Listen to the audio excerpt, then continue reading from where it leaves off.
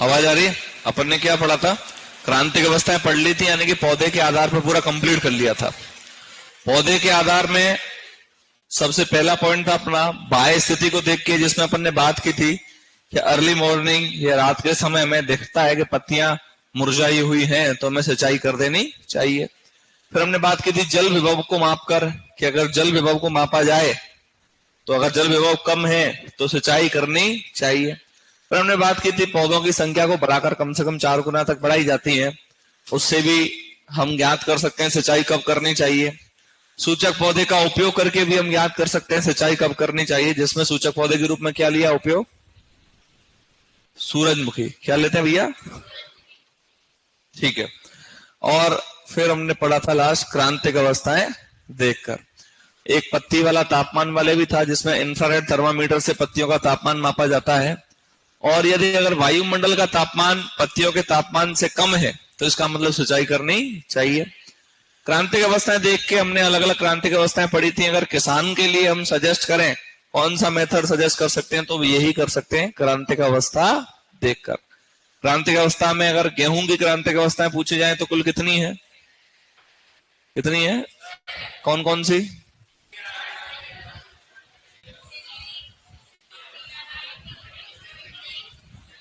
पीछे दोनों बैठे हो, गेहूं की दोनों मिलके 6 क्रांतिक अवस्था बता दो। Seedling, silking. कौन से गेहूं में सिल्क आ गए तेरे यहां? हैं? पढ़ते नहीं हो क्या रे? बोलो। CRI, tillering, jointing, flowering, milking, maturity या डग। ठीक है, ये अपने टोटल 6 क्रांतिक अवस्थाएं। अगर एक पानी देना हो तो कब देंगे? 2 पानी देना हो तो कब देंगे? CRI और late joining, late joining option में है तो फ्लावरिंग। अगर 3 पानी हो तो CRI, jointing, milking. What is the water requirement of wheat? जलमांग क्या है?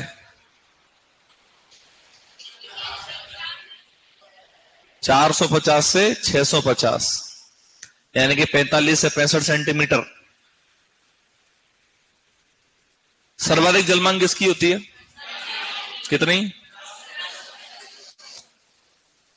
प्रतिदिन के हिसाब से जलमांग सर्वाधिक किसकी है? कितनी? कपास, आलू, मक्का, सोयाबीन। 450 से 700। गुड। चुकंदर,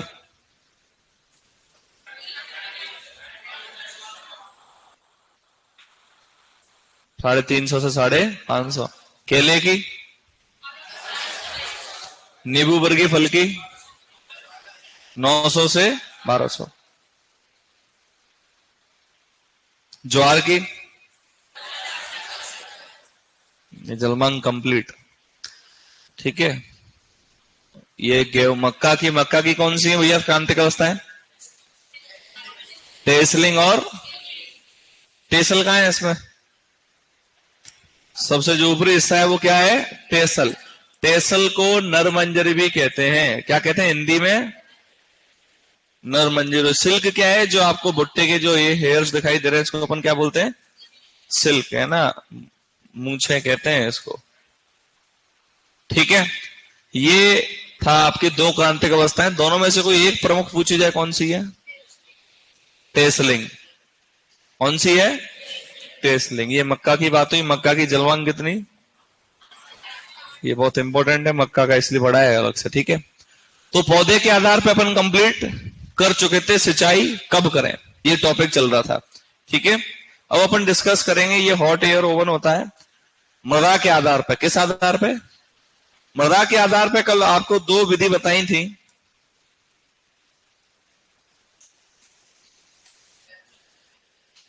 एक प्रत्यक्ष और दूसरी अप्रत्यक्ष। प्रत्यक्ष के अंदर हमने 2 प्रकार की बताई थी। एक ग्रेविमेट्रिक, जिसको हम क्या कहते हैं? भारात्मक विधि, दूसरी हमने बताई वॉल्यूमेट्रिक, जिसको अपन क्या कहते हैं, आयतनात्मक विधि। अप्रत्यक्ष रूप से अलग अलग विधियां हैं, जैसे टेंसियोमीटर, न्यूट्रॉन प्रवाह, gypsum block, time domain, reflector, बहुत सारे है ना। अब बात करते हैं हम प्रत्यक्ष के अंदर ग्रेविमेट्रिक मेथड की, यानी कि भारात्मक विधि की।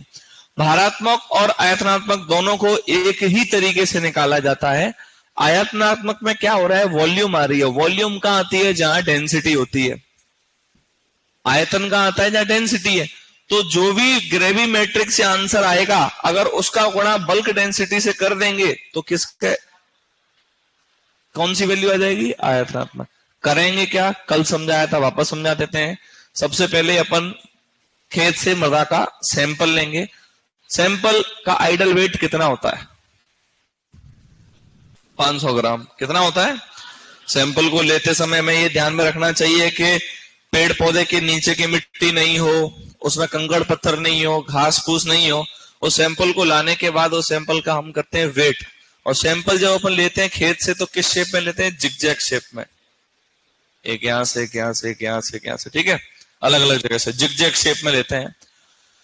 तो अब अपने पास मिट्टी आ चुकी है, उस मिट्टी का हम क्या करेंगे, भार।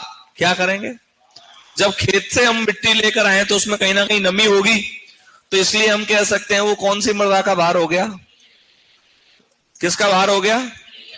मान लीजिए हमने वेट किया, उसका वजन किया तो 20 ग्राम आया। कितना आया था। अब अपन क्या करेंगे, उस मृदा को ओवन में रखेंगे, हॉट एयर ओवन में, जिसका तापमान कितना होगा, कितने घंटे। जब मृदा को हम ओवन में रखेंगे, उसको हीट मिलेगी, तो उसके अंदर नमी रहेगी, नहीं रहेगी, नहीं रहेगी। तो वो कौन सी मृदा का भार हो गया, यानी कि गीली मृदा, या हम कह सकते हैं सूखी मृदा या शुष्क मृदा का भार। और वजन करने पे हमने पाया, एक एग्जांपल बता रहा हूं, है ना, वजन करने पे हमने पाया कि वो वजन रह गया 15 ग्राम। कितना रह गया। तो अब क्वेश्चन को पूछ लिया जाए कि भारात्मक विधि से नमी ज्ञात करो। किससे ज्ञात करो, भारात्मक विधि से नमी ज्ञात करो। तो फॉर्मूला होता है गीली मृदा का भार माइनस सूखी मृदा का भार वापस सूखी मृदा का भार गुणा, ये आंसर किससे आएगा, भारात्मक का।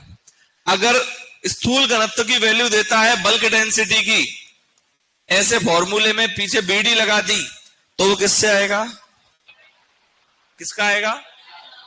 चलो देखते हैं वैल्यू।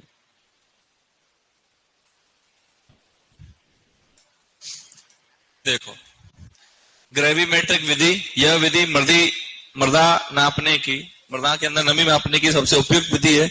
जिसकी मैं बात करूं, अगर मृदा में नमी 50% से कम है या 50% है, तो खेत में क्या कर देनी चाहिए, निकालेंगे कैसे। तो एक फॉर्मूला अपने पास मृदा नमी निकालने का, जिसमें फॉर्मूला क्या है, गीली मृदा का भार सूखी मृदा का भार नीचे वापस सूखी मृदा का भार गुणा किससे करना है, 100 से। और तरीका आपको बता दिया कैसे निकालेंगे, खेत से लाना ले जाना सब समझ में आ गया। तो एक सैंपल देख लेते हैं अपन, जो भी आपको क्वेश्चन बताया, ये ओवन होता है, ठीक है। तो सबसे पहले क्वेश्चन पूछा जाता है कि जो आप ओवन में मिट्टी को रखोगे तो कैसे पात्र में रखोगे, एल्यूमिनियम के पात्र में। किस पात्र में रखोगे, नहीं तो हीट ज्यादा पकड़ लेगा वो, है ना। एल्यूमिनियम के पात्र में रखेंगे। टेम्परेचर क्या होता है, 105 से 110, 105 मान लो लास्ट। समय क्या होता है, ठीक है। अब ये क्वेश्चन नहीं चाहिए। यदि 20 ग्राम मृदा को हॉट एयर ओवन में रखा जाए, ओवन में रखने के बाद उस मृदा का वजन 15 ग्राम हो जाए, तो मृदा नमी कितनी होगी। तो फॉर्मूला क्या है, 20 ग्राम मृदा को, इसका मतलब गीली मृदा का भार कितना है, सूखी का कितना है, वापस सूखी का नीचे कितना आएगा, कितनी वैल्यू आई। तो 33%, 50 से कम होता है, ज्यादा होता है, कम होता है। इसका मतलब खेत में क्या करनी है, समझ में आ गया, क्लियर है। आयतनात्मक विधि अगर दे देता है निकालने के लिए, तो उसमें आपको देगा बच्चों उसके साथ साथ स्थूल घनत्व या बल्क डेंसिटी की वैल्यू। तो क्वेश्चन को टिपिकल ना बना के अपन को करना क्या है, सबसे पहले भारात्मक का आंसर निकाल लो।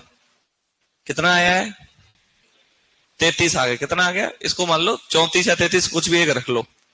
तो बीडी की वैल्यू देगा, मान लो 1.3 दे दी। कितनी दे दी?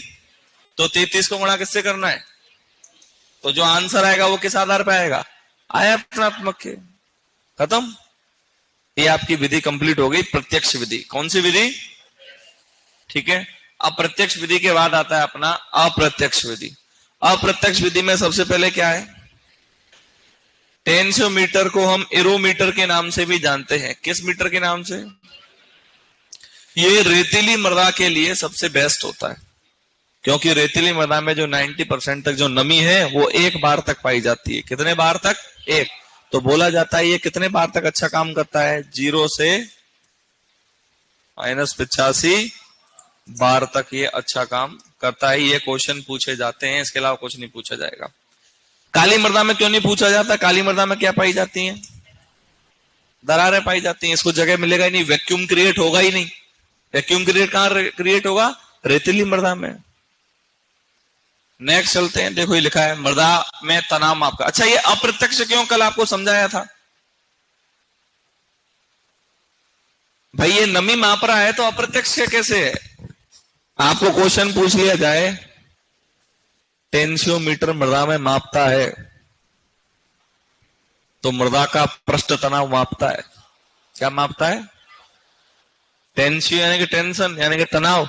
मृदा में क्या मापता है? तनाव। नमी नहीं मापता वो। लेकिन तनाव जब ही हमें पता चलेगा जब उसके अंदर नमी कितनी है तब। नमी कम है तो तनाव। तो अगर हमने तनाव मापा के भैया टेंशियोमीटर से मेजर किया, तनाव ज्यादा आ रहा है, तो तनाव ज्यादा इसलिए आ रहा है क्योंकि उसके अंदर नमी कम है। इसका मतलब क्या कर देनी चाहिए? समझ में आ गया? तो ये इसलिए बच्चों किसके अंदर आ रहा है? अप्रत्यक्ष विधि के अंदर आ रहा है। यह रेतीली मृदाओं के लिए उपयुक्त माना जाता है। चिकनी मृदा में इसका उपयोग नहीं करते। कितने बार तक काम करता है? 0 से -8.5 बार। अब आता है जिप्सम ब्लॉक। कौन सा ब्लॉक? जिप्सम ब्लॉक की बात करें तो सिंपल सा क्वेश्चन पूछा जाता है, कैसी मृदाओं में उपयोग नहीं कर सकते? ज्यादा कुछ क्वेश्चन नहीं आता। इसमें जिप्सम ब्लॉक के अंदर अगर पीओपी का उपयोग ले रहे हैं तो -1 से -15 बार तक काम करता है। पीओपी कितने से कितने बार तक काम करता है? -1 से -15 बार। माइनस कब होगा? जब पोटेंशियल होगा। प्लस कब होगा? जब टेंशन होगा। कई बार बोल दी लाइन मैंने, ना। न्यूट्रॉन मॉइस्चर मीटर, इसको सॉइल में इस तरीके से लगाया जाता है। इसका उपयोग कौन सी मृदाओं में करते हैं? काली मृदाओं में। ठीक है। मनुष्य के स्वास्थ्य के लिए हानिकारक है। कारण क्या है? मोस्ट इंपोर्टेंट क्वेश्चन पूछा जाता है, क्योंकि ये नमी को बताता है इलेक्ट्रॉन के आधार पर, इलेक्ट्रॉन की गति के आधार पर, कि मिट्टी में इलेक्ट्रॉन की गति कैसे है, ज्यादा है, स्लो है, किस आधार पर। तो ये क्या करते हैं? इलेक्ट्रॉन की गति को दर्शाने के लिए, बताने के लिए, और इलेक्ट्रॉन की गति को डिटेक्ट करने के लिए, पता लगाने के लिए। बेरिलियम आपने सुना है? बेरिलियम, अमेरियम, ये ऐसे इनका यूज लेते हैं, इन धातुओं का उपयोग लेते हैं। और BF3 जैसे इलेक्ट्रॉन डिटेक्टर का यूज लेते हैं। तो अगर इलेक्ट्रॉन की गति स्लो है, इसका मतलब मॉइस्चर उसमें है ही नहीं। फास्ट है, इसका मतलब क्या है? उसके अंदर मॉइस्चर है। तो ये अप्रत्यक्ष विधि, ये क्या मेजर करता है? इलेक्ट्रॉन। क्या मेजर करता है? उससे क्या पता चल रहा है? नमी। तो आपसे तो बहुत सिंपल क्वेश्चन पूछा जाता है कि ये किसके लिए हानिकारक होता है? क्योंकि उसमें बेरिलियम जैसी, BF3 जैसी, LiF3 जैसी धातुओं का उपयोग ले रहे हैं, गैसों का उपयोग ले रहे हैं, इसलिए हानिकारक बोला जाता है। ठीक है। इसका यूज ज्यादा लेते भी नहीं है। ये आपका। फिर अपन तीसरा पॉइंट कौन सा पढ़ेंगे? जलवायु के आधार। इसमें एक आध पॉइंट अपन ये भी जोड़ सकते हैं, चौथा, जैसे कि एक और होता है टाइम डोमेन रिफ्लेक्टर, TDR। ठीक है। खाली आपसे कुछ नहीं पूछा जाएगा बच्चों, बहुत सिंपल सा क्वेश्चन आएगा। तो कौन कौन से क्वेश्चन यहां से पुट होते हैं ध्यान दीजिएगा। ठीक है। इस पूरे टॉपिक से सबसे पहला, हॉट एयर ओवन का टेम्परेचर 105 कितने घंटे? 24 से 48 घंटे। कौन से बॉक्स में? एल्यूमिनियम के बॉक्स में। फॉर्मूले से क्वेश्चन 150%। गीली मृदा माइनस सूखी मृदा, नीचे सूखी मृदा गुणा 100। अगर बल्क डेंसिटी से यानी कि स्थूल घनत्व से कर दो तो आयतनात्मक। फिर प्रत्यक्ष और अप्रत्यक्ष विधि, उसमें वहां ये क्वेश्चन भी बन सकता है कि नमी कितने परसेंट से कम हो तो सिंचाई करें, 50% से।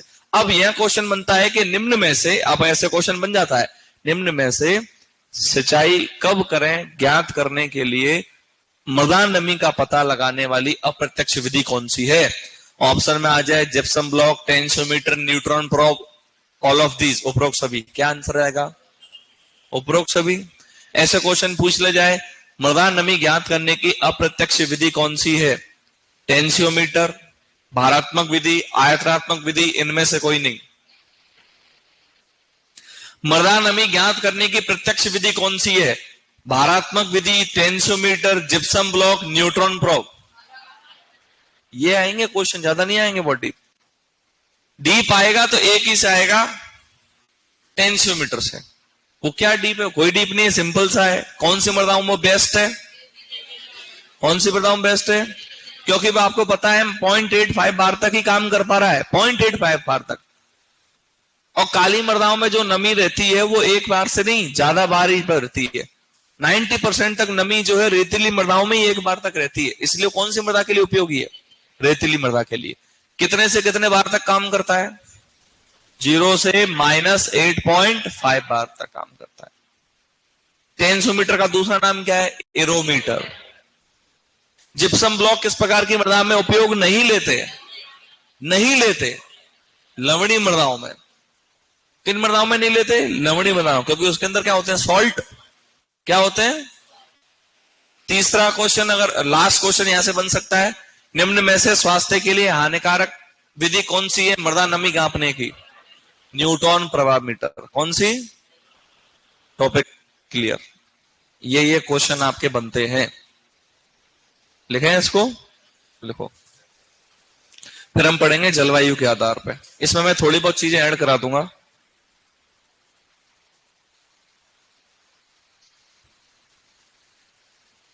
हाँ, लिखो इसको।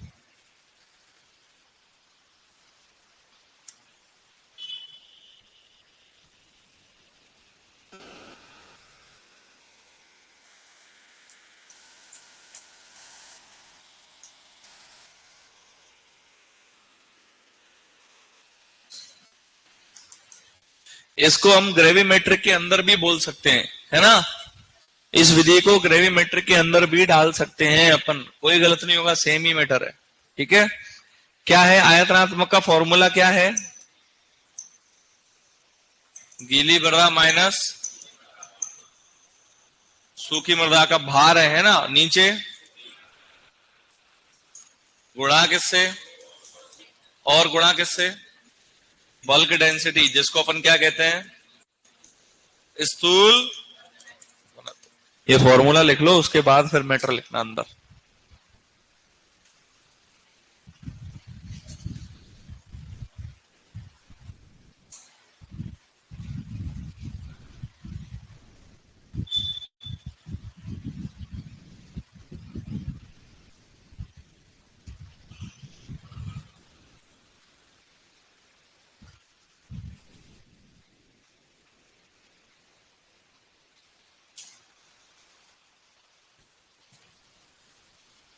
वो जो वॉल्यूमेट्रिक है ना, अलग से अपन ने हेडिंग डाल रखी है, उसको अपन इसके अंदर भी पढ़ सकते हैं, ग्रेविमेट्रिक के अंदर ही, क्योंकि वो है इसी का टाइप ही बेसिकली।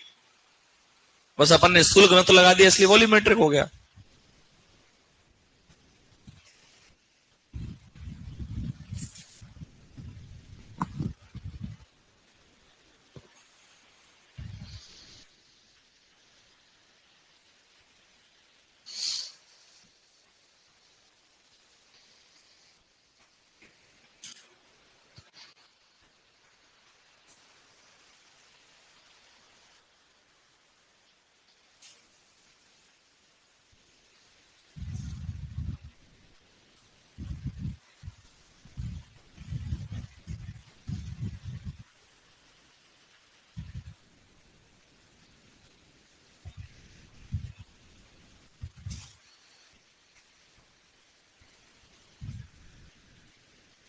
इरोजन का बोले होंगे शायद, सॉइल साइंस वाले सर करा देंगे अपन, कोई दिक्कत नहीं।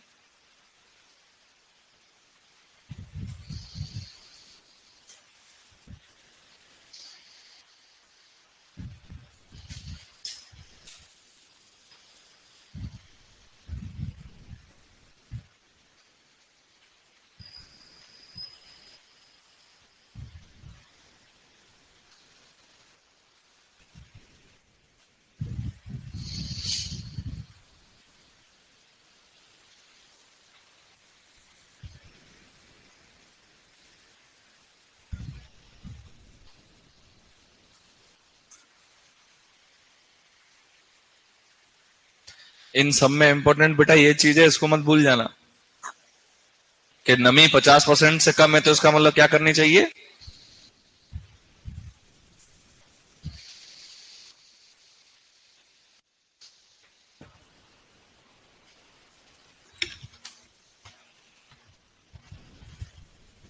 अरे भाई जवाब दे तो दिया इरोजन संदीप मीणा।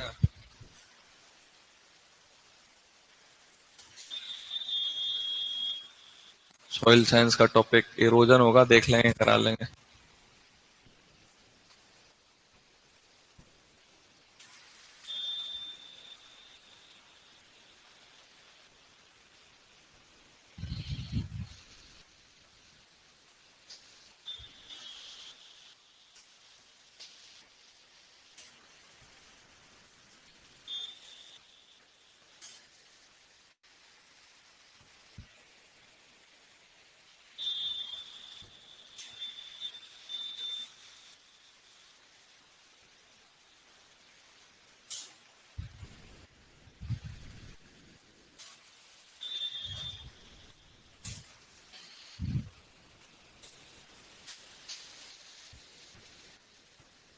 डन।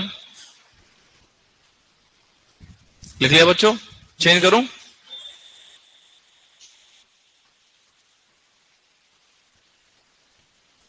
ये पॉइंट लिखो, इस क्वेश्चन को भी लिखना है ना। एक क्वेश्चन भी करना, मैं कराता हूं, इसको लिखो।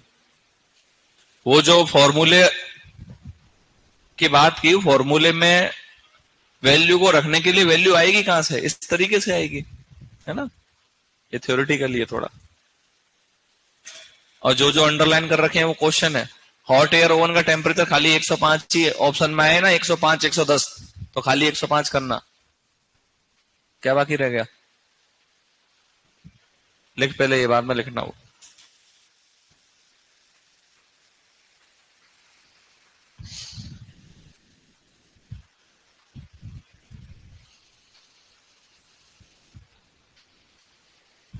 जल्दी लिखो भाई।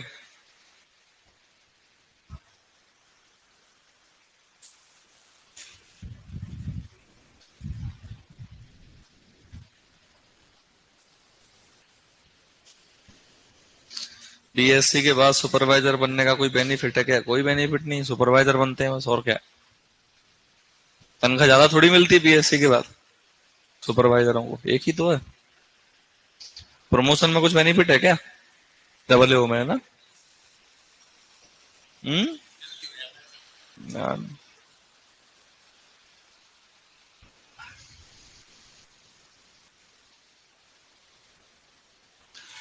प्रमोशन क्या है कि एओ से एडी और इनमें तो कम टाइम लगता है, डबल ओ से एओ में, पर सुपरवाइजर से डबल ओ में तो बहुत ज्यादा टाइम लगता है। हम्म। आराम से। अच्छा, वो हो भी हो गए, होएगा भी जब जब खाली होगी सीट, नहीं है तो बने रहो सुपरवाइजर। अभी आपका वो चल रहा है ना आजकल, वरिष्ठ पर्यवेक्षक, क्या है वो, वरिष्ठ वाला आने वाला है ना अब, वरिष्ठ कृषि पर्यवेक्षक, इसी में है वो।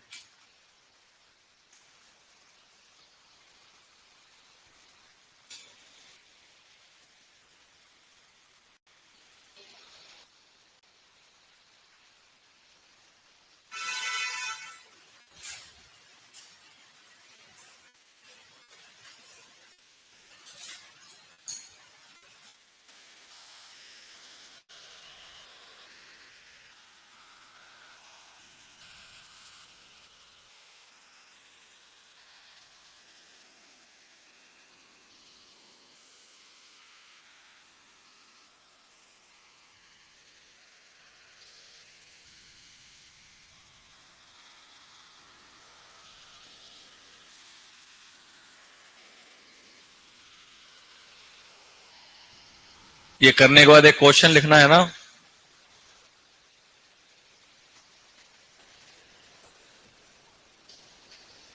क्या बेटा? किसमें लिखना है? लिखना ना।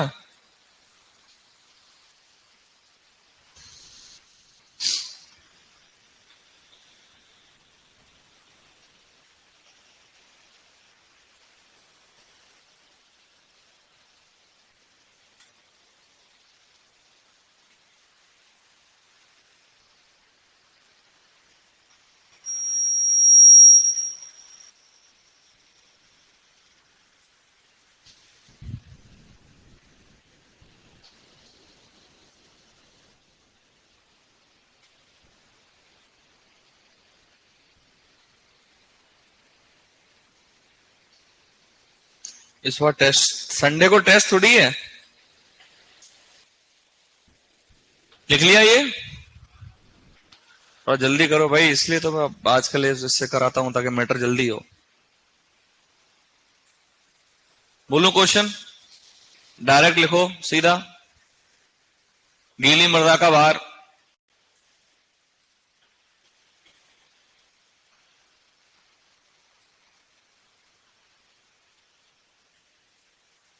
एक 120 ग्राम।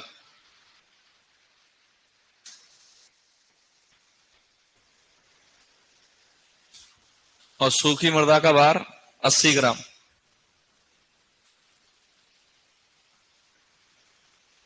कण घनत्व, सॉरी स्थूल घनत्व, स्थूल घनत्व 1.5। 1.5 निकालो आंसर।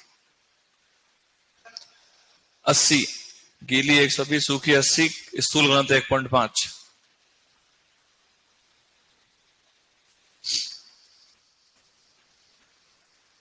नाइलॉन फाइबर का 1.5 से गुणा करके।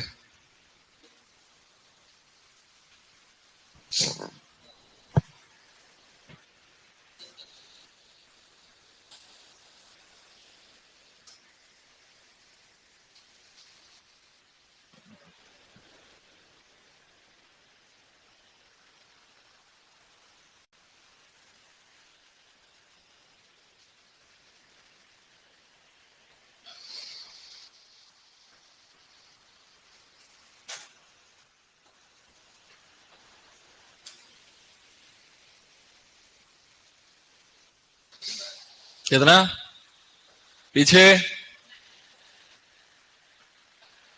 इधर बेटा, आ रहा है आंसर? निकालो निकालो। गर्ल्स आंसर आना चाहिए सबका, है ना? ऐसे नहीं बनेंगे सुपरवाइजर।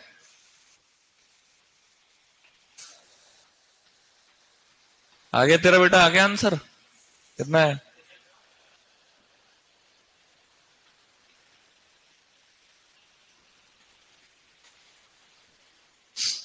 करो भाई, कितना? 637 हो गया।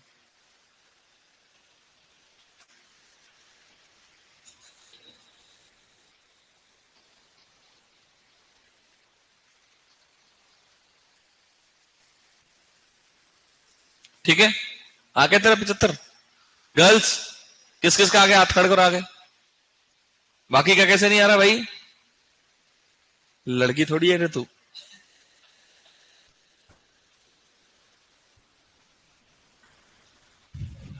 सही आया ऑनलाइन वालों का भी। कितना आया इधर? कितना है बेटा? पॉइंट तो लगा गुड़िया। 75 था 755।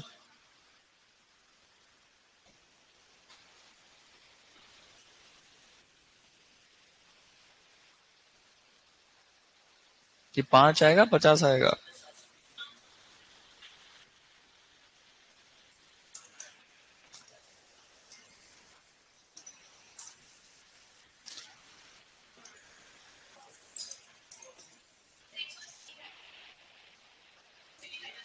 एक 120। अब क्या करें?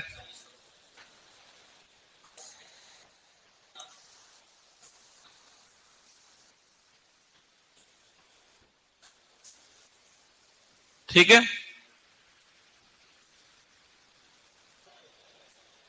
तो अब ये बताओ क्वेश्चन क्या आता है ना, और अच्छे लेवल के अगर कोई पूछ लेता है ना, ऐसे क्वेश्चन दे देते हैं कि इतना इतना ये नमी है ना? तो कोई एक बार हम पूछ ले, क्या खेत में इस वैल्यू से नमी ज्ञात करने के बाद सिंचाई करनी चाहिए या नहीं?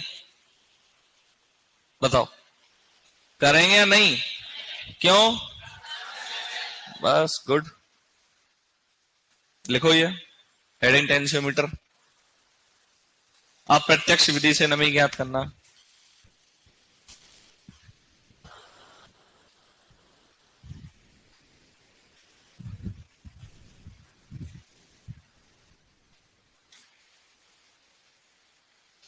अप्रत्यक्ष विधि से नमी ज्ञात करना, हेडिंग टेंशियोमीटर।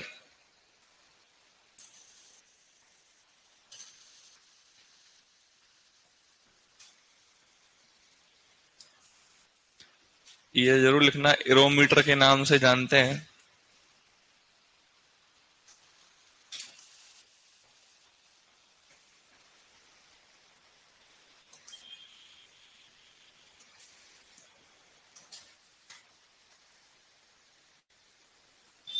रेतीली मृदा में 90% नमी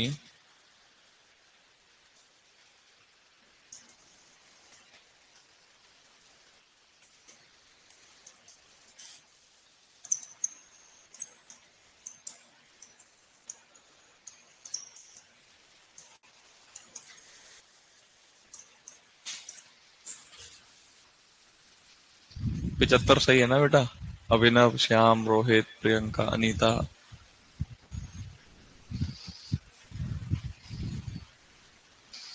नाम से भी जानते हैं। रेतीली मृदा में 90% तक नमी कितने बार तक होती है? एक बार तक। इसका रीजन है कि रेतीली मृदा में क्यों उपयोगी। काली मृदा में क्यों नहीं है? क्योंकि उसमें क्या पाई जाती हैं? दरारें पाई जाती हैं। टेंसियोमीटर जब भी काम करेगा जब वो चारों तरफ से मिट्टी से ढका हुआ होगा, इधर उधर से एयर पास नहीं होगी, इधर उधर से वैक्यूम क्रिएट होगा ही नहीं, एयर पास हो गई तो। ये लिख लेना, काली मृदा में दरारें पाई जाती हैं इसलिए उपयुक्त तो नहीं है। सेल्फ टिल्ट ऐसा पूछा जाता है, स्वयं भूपरिष्कृत मृदा कौन सी होती है? रेतीली। सेल्फ टिल्ट काली मृदा होती है।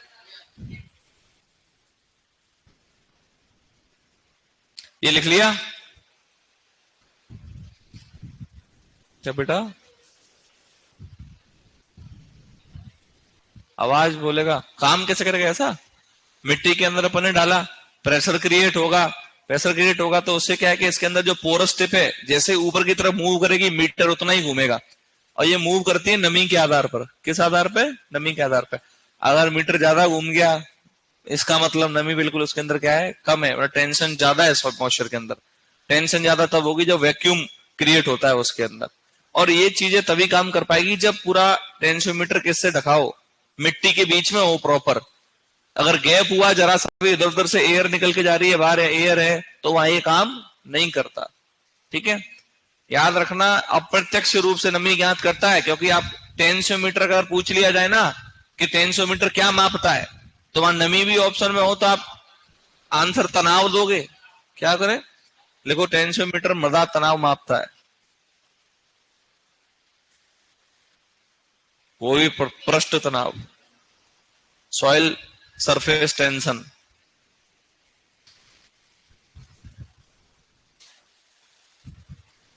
करूं चेंज आगे? इसमें आपके कौन सा ये लिख लेना एक लाइन, इसका चिकनी मिट्टियों में उपयोग नहीं किया जाता, और ये बार लिख लो कितने से कितने बार तक काम आता है। बाकी ये पॉइंट अपन ने उधर लिख लिए जो यहां लिखे हैं वो। इसका चिकनी मिट्टियों में उपयोग नहीं करते, और कितने से कितने बार तक काम करता है। ये दो क्वेश्चन ही सबसे ज्यादा प्रमुख हैं, रेतीली मृदा में उपयोगी और बार पर कितने पे काम करता है, बस। इसके अलावा इसमें भूल जाओ आप।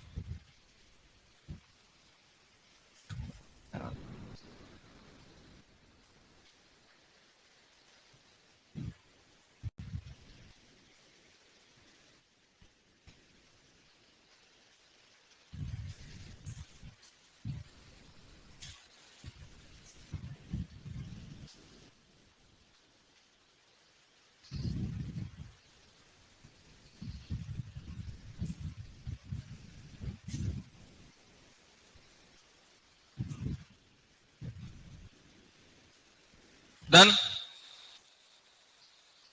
लिखो जिप्सम ब्लॉक।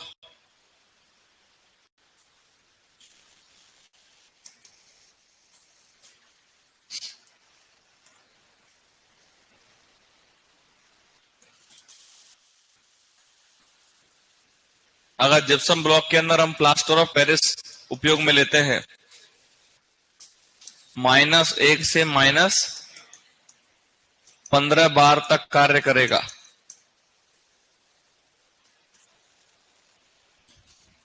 नायलॉन यूज में लेते हैं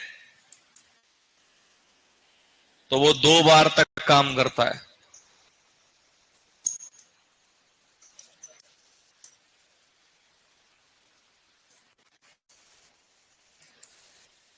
फाइबर ग्लास लेते हैं तो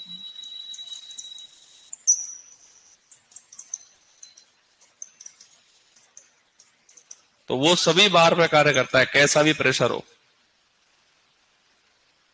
ये अलग से 3 पॉइंट है, और इनमें भी बताऊं आपको, सुपरवाइजर औकात अनुसार क्वेश्चन आएगा तो बस यही। ठीक है,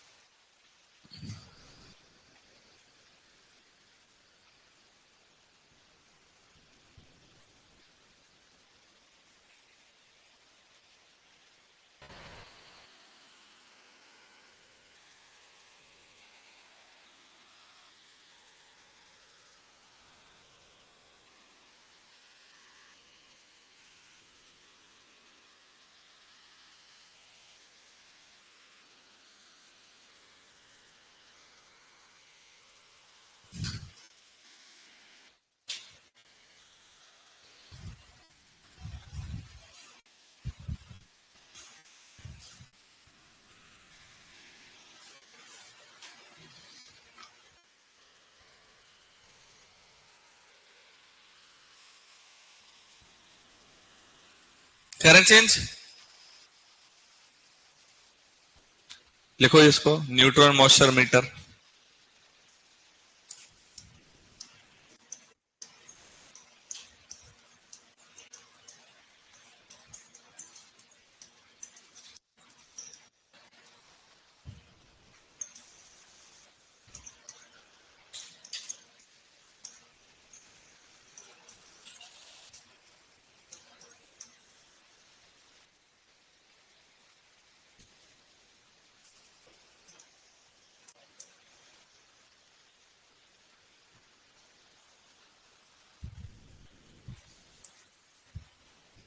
इसके अंदर यूज में लिए जाते हैं बेटा नायलॉन, पीओपी, फाइबर।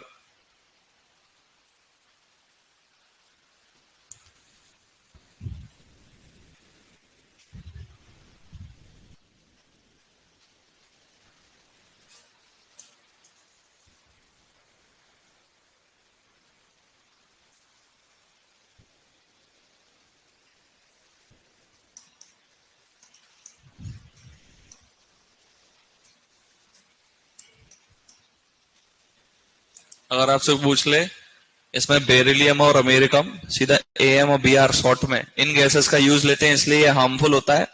और इसी में इलेक्ट्रॉन रिएक्टर के रूप में काम कौन करता है, इलेक्ट्रॉन के बारे में बताता है कौन है, BF3। कौन बताता है? BF3 और LiF3। स्रोत कौन सा है इलेक्ट्रॉन का? तो बेरिलियम है। क्या है? बेरिलियम। और डिटेक्ट कौन करेगा इलेक्ट्रॉन को? BF3। और ये चौथा पांचवा पॉइंट अलग है।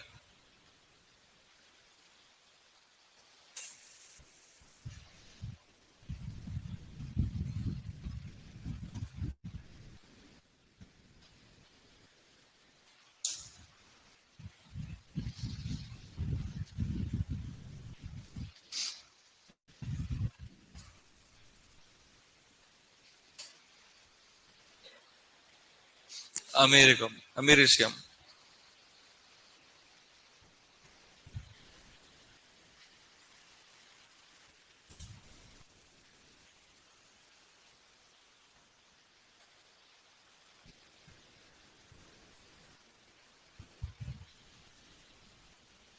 हाँ, बेरिलियम।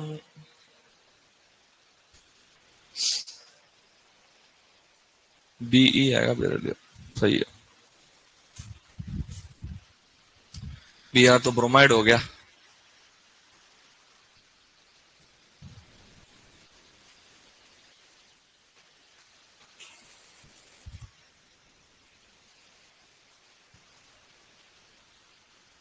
डन। ये भी आपसे कोई पूछ ले, pressure plate membrane, time domain reflector, ये भी किसका ज्ञात करते हैं? अप्रत्यक्ष रूप से नमी ज्ञात करते हैं। इनके अंदर लिखा नहीं था मैं, तो इनके अंदर भी पॉइंट आता है कि भैया इन सीटू तरीके से नमी कौन सा ज्ञात करता है? टीडीआर। लेबोरेटरी में कौन काम आता है? Pressure plate membrane. ठीक है।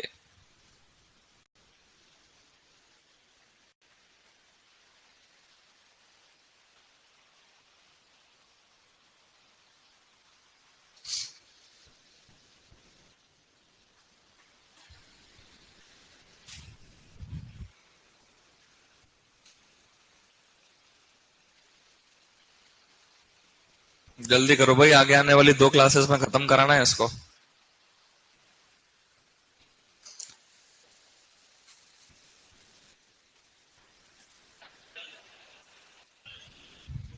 शायद तो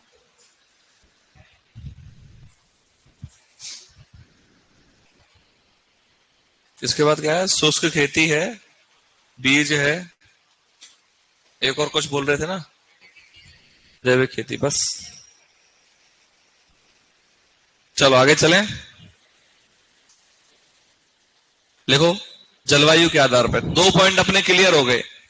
सिंचाई कैसे करें या कब करें, जिसमें सबसे पहला तो हमने पढ़ा था पौधे के आधार पर, दूसरा मृदा नमी के आधार पर, तीसरा है जलवायु के आधार पर। जलवायु के आधार पर क्या होता है?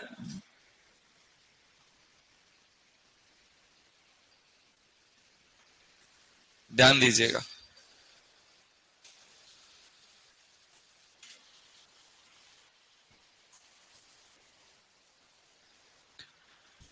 IWCPE अनुपात। IW मतलब क्या होता है? Irrigation water. और CPE मतलब क्यूमुलेटिव पान वेपर ट्रांसपिरेशन, जल का वाष्पीकरण होना। कि कितना पानी तो हम सिंचाई के रूप में दे रहे हैं और कितना पानी वाष्पीकृत हो रहा है।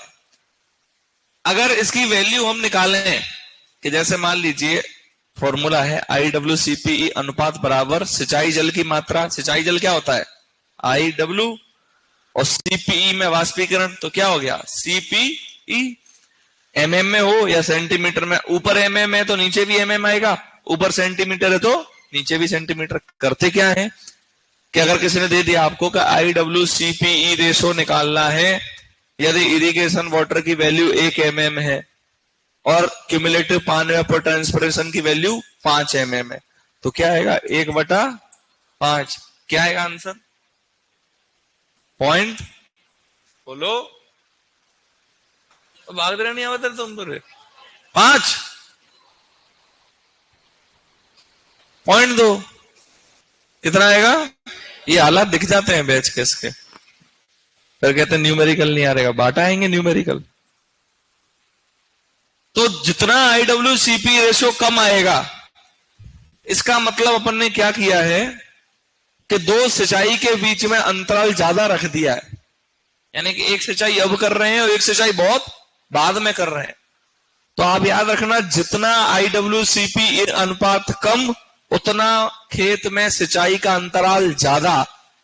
और जितना अंतराल ज्यादा आएगा, इसका मतलब खेत में किसकी आवश्यकता है? सिंचाई की आवश्यकता है। सिंपल सा पॉइंट है। ऐसे पूछा जा सकता है कि अगर सिंचाई अंतराल ज्यादा है तो सिंचाई करनी चाहिए? नहीं करनी चाहिए। या ऐसे भी पूछा जा सकता है IWCP रेशो कम है तो सिंचाई करें या नहीं करें? सिंपल सा कंसेप्ट। लिखो इसको। इसको किसने दिया था? परिहार ने दिया था। ये सर्वाधिक किसका होता है? धान का। कितना? और कुसुम का कितना होता है? इन सबका लिख लूंगा, अभी बता दूंगा सबका किस किस का क्या क्या होता है।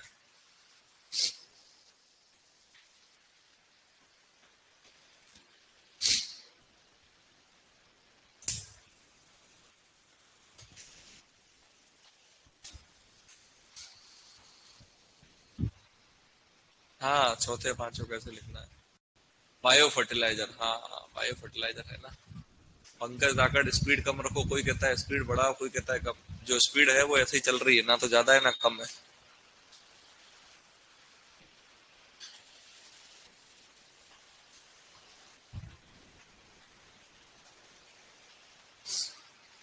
पूछा गया भैया IWCP रेशो किसका ज्यादा है किसका कम?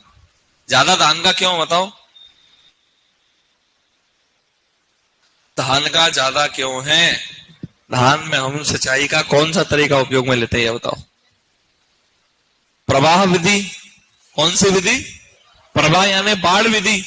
वो सर्वाधिक जल की हानि वाष्पीकरण द्वारा किससे होती है? बाढ़ विधि से होती है। इसलिए पानी भी ज्यादा दे रहे हैं, वाष्पीकरण भी ज्यादा हो रहा है। 1 किलो चावल के लिए कितना लीटर पानी चाहिए? लगभग 5,000 लीटर। कितना? और वही सामान्य फसल को कितना चाहिए होता है? 400-500 लीटर, है ना? सामान्य फसल को 400-500 लास्ट। फॉर्मूला जरूर लिखना नीचे, सिंचाई जल की मात्रा, नीचे सीपीई में वाष्पीकरण।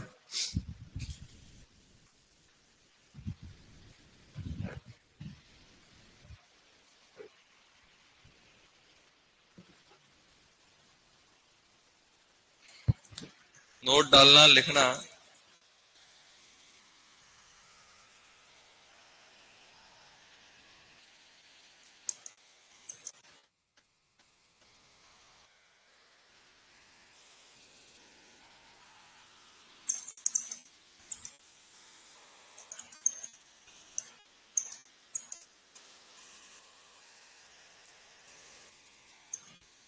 अगर IWCP अनुपात कम आता है तो सिंचाई अंतराल अधिक होता है।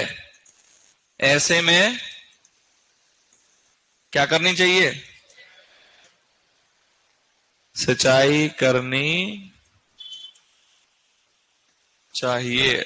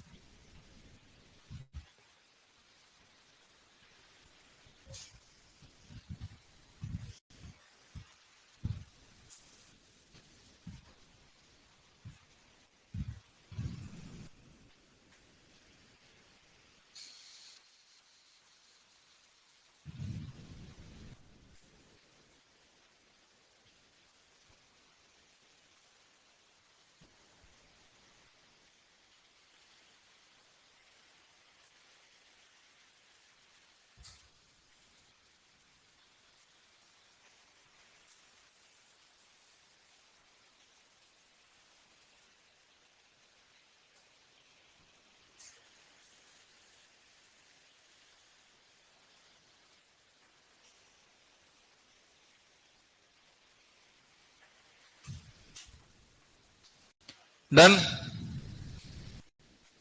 लिख लिया बच्चों? ये लिखो इस तरीके से, ज्यादा किसका है किसका क्या है। सीपीई का मतलब होता है क्यूमुलेटिव पान एवेपोट्रांसपिरेशन।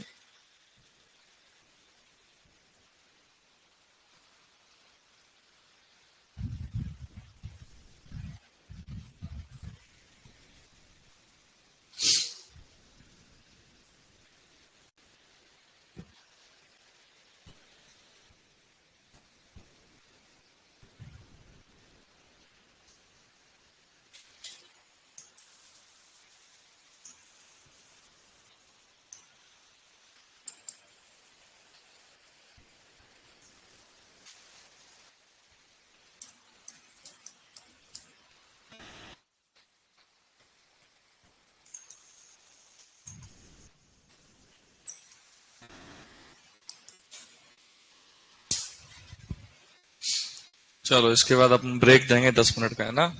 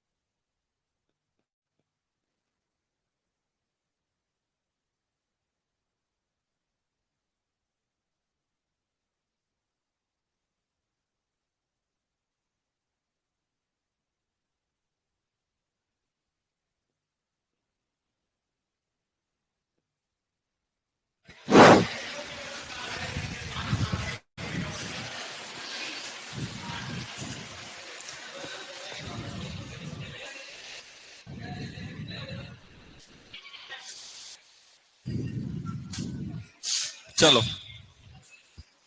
नेक्स्ट टॉपिक डालो, जल उपयोग दक्षता।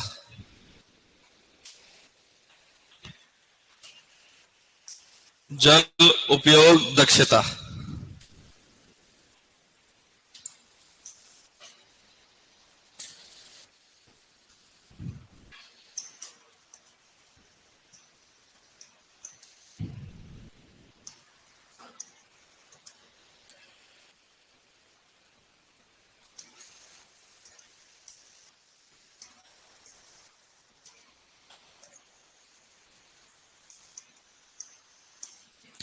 जल उपयोग दक्षता का फॉर्मूला होता है यील्ड अपॉन एवेपोट्रांसपिरेशन।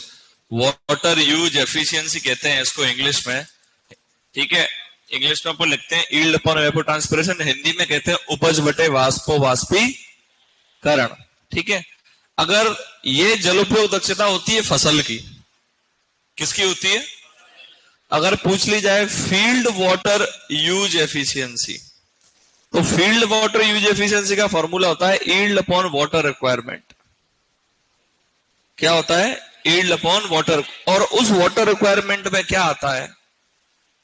एवेपोट्रांसपिरेशन तो आएगा ही आएगा, उसके साथ साथ डीप परकोलेशन, यानी कुछ जल तो वाष्पोवाष्पीकरण से उड़ गया और कुछ जल मिट्टी में कहां चला गया? नीचे चला गया। तो ये एवेपोट्रांसपिरेशन प्लस डीप परकोलेशन, दो तरीके बताए आपको, दो वाटर यूज एफिशिएंसी बताई है तो बहुत सारी। ये एक तो सामान्य, जिसमें आगे कुछ नहीं लगे तो समझ जाओ किसकी? फसल की है। किसकी है? क्या होती है वाटर यूज एफिशिएंसी? कितना पानी ग्रहण किया और कितने शुष्क पदार्थ का निर्माण किया, यानी कि प्रति इकाई शुष्क पदार्थ बनाने के लिए पौधे को कितना पानी चाहिए। शुष्क पदार्थ क्या होता है? पौधा। शुष्क पदार्थ होता क्या है? पौधा। तो जो पौधा निर्माण हुआ, शुष्क पदार्थ का निर्माण हुआ, तो उसने निर्माण में कितने जल का उपयोग किया? तो जल उपयोग दक्षता ज्यादा किसकी होगी? जो कि ज्यादा निर्माण करेगा कम पानी का उपयोग करके। ज्यादा किसकी होगी? जो कि ज्यादा शुष्क पदार्थ बनाएगा कम पानी का उपयोग करेगा। और कम किसकी होगी? जो कि ज्यादा जल का उपयोग करेगा कम शुष्क पदार्थ बनाएगा। एग्जाम्पल बताओ आप, सबसे ज्यादा जल उपयोग कौन करता है? धान। कौन करता है?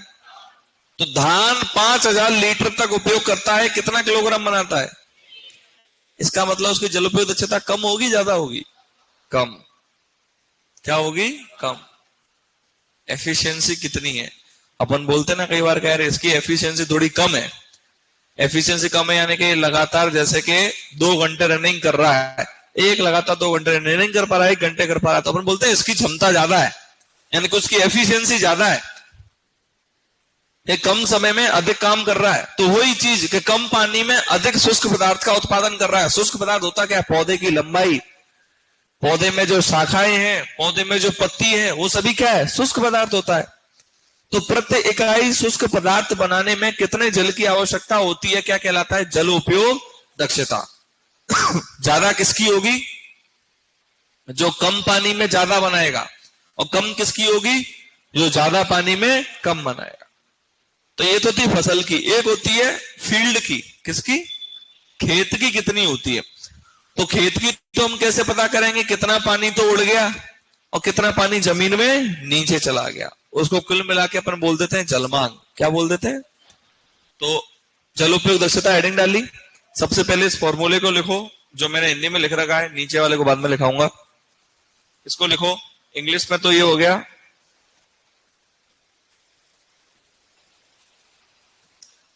यील्ड अपॉन एवेपोट्रांसपिरेशन, हिंदी में नीचे लिख दिया है।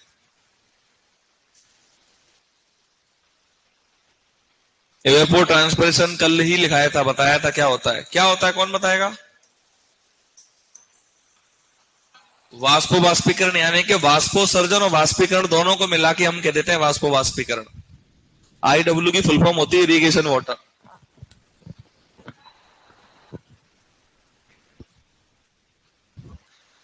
अगर उपज को हमने मेजर कर रहे हैं किलोग्राम प्रति हेक्टेयर में, और वाष्पोवाष्पीकरण को किसमें कर रहे हैं बेटा? किसमें कर रहे हैं? क्या इसको सेंटीमीटर में नहीं कर सकता? कर सकते हैं। तो जलोपयोग दक्षता की इकाई क्या होती है? किलोग्राम प्रति हेक्टेयर एमएम या किलोग्राम प्रति हेक्टेयर सेंटीमीटर।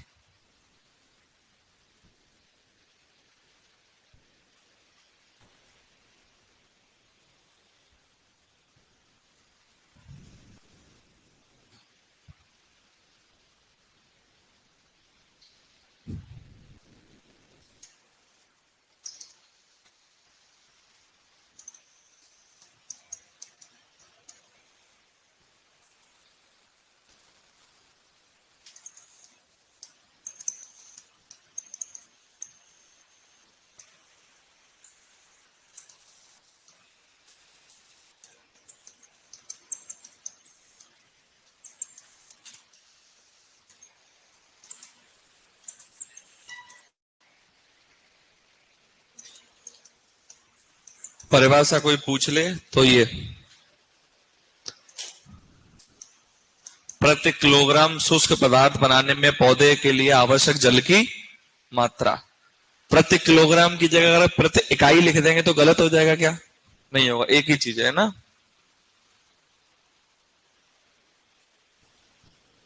पौधे के लिए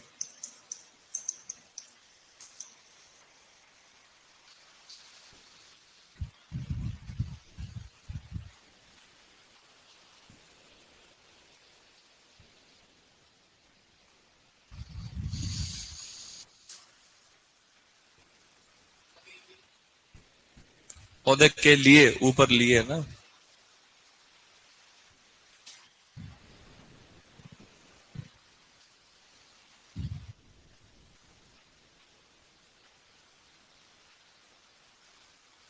डन।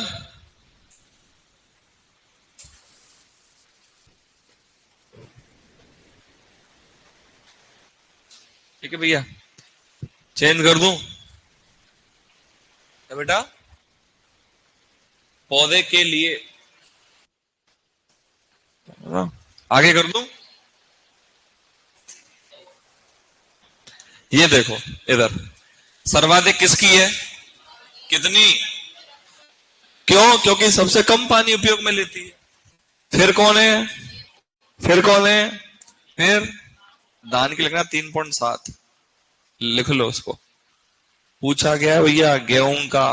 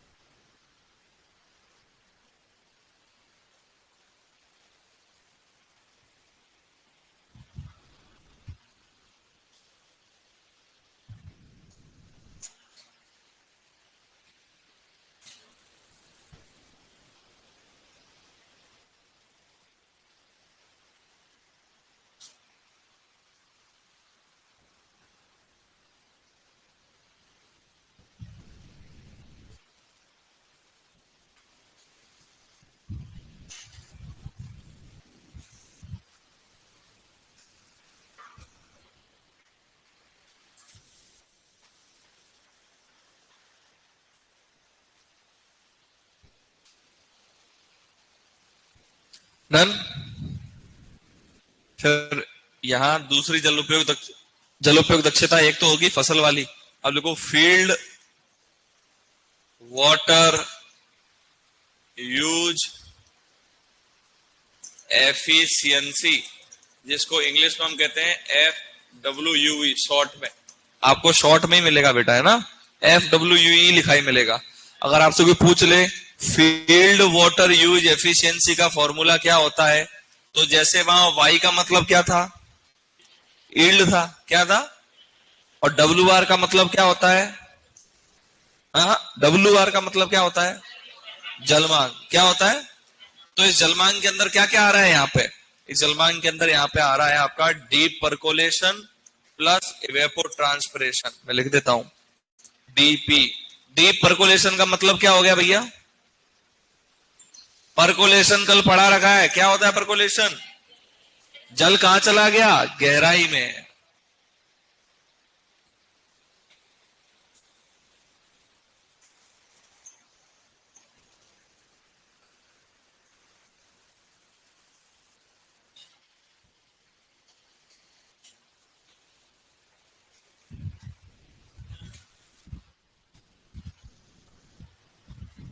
IWCP रेशो की वैल्यू बेटा अगर ज्यादा आ रही है तो इसका मतलब खेत में पानी है, अगर वैल्यू कम आ रही है तो इसका मतलब खेत में लंबे समय से सिंचाई नहीं की है, सिंचाई का अंतराल ज्यादा है, तो इसलिए सिंचाई कर देनी चाहिए कुंदन डांगी। ठीक है।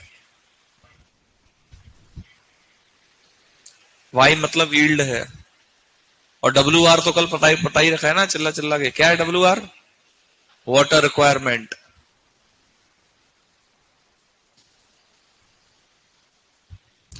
यदि एक किसान अपने गेहूं के खेत में 8 सेंटीमीटर जल से सिंचाई करता है, कितना? 8 सेंटीमीटर, और 9, ये अपन बात करें यहाँ 8 सेंटीमीटर तक सिंचाई करता है, 6 सेंटीमीटर तक जल उड़ जाता है, IWCP रेशो क्या आएगा?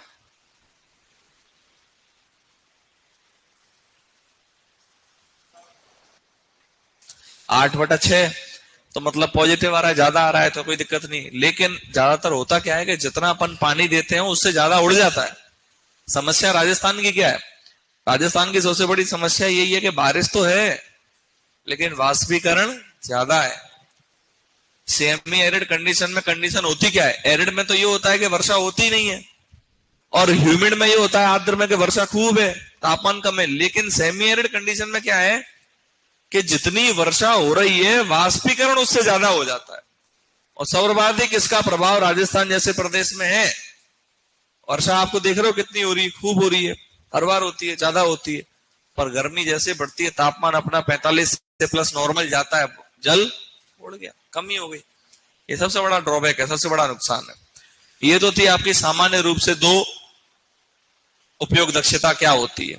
थोड़ा सा 1-2 उपयोग दक्षता और ऐड करा देता हूं मैं, अगर कोई डीप पूछ लेता है तो, कि सिंचाई दक्षता क्या होती है। इरिगेशन से संबंधित दक्षता होती है सिंचाई दक्षता। क्या चीज है, ध्यान दीजिएगा। कितना जल खेत में दिया, कितना पौधे ने उपयोग किया, क्या हो गई? सिंचाई दक्षता। अब सिंचाई दक्षता अलग अलग प्रकार की होती है। जैसे कि पहली होती है कन्वेनेंस दक्षता,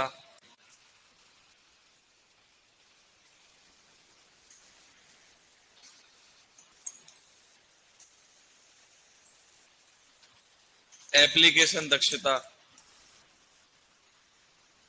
है ना, स्टोरेज दक्षता, एक होती है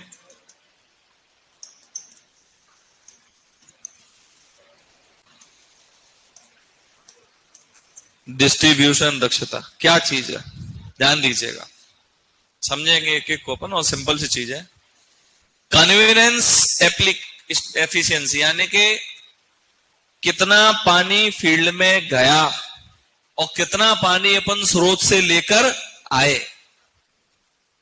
water delivered to the field, नीचे आता है water delivered from the source. कल भी मैंने आपसे डिस्कस किया था, एप्लीकेशन लॉस बताया था कि सिंचाई करते समय जल की हानि होती है, बताया था ना। तो यही बताया था कि water delivered to the field, यानी खेत में कितना पानी गया और कितना आप सोर्स से लेकर आए। आपको लगता है कभी पूरा जा पाता है? नहीं जा पाता, कहीं ना कहीं हानि होती है। ठीक है, सोर्स से लेकर आए मान लो 1 लाख लीटर और खेत में पहुंचा कितना? 80,000, तो 80,000 बटे 1 लाख, कौन सी एफिशिएंसी हो गई? समझ में आ गया। अब नेक्स्ट चलते हैं एप्लीकेशन एफिशिएंसी, एप्लीकेशन दक्षता। Water stored in root zone और water delivered to the field, यानी कि जड़ क्षेत्र में कितनी नमी थी और कितना पानी अपन ने खेत में दे दिया।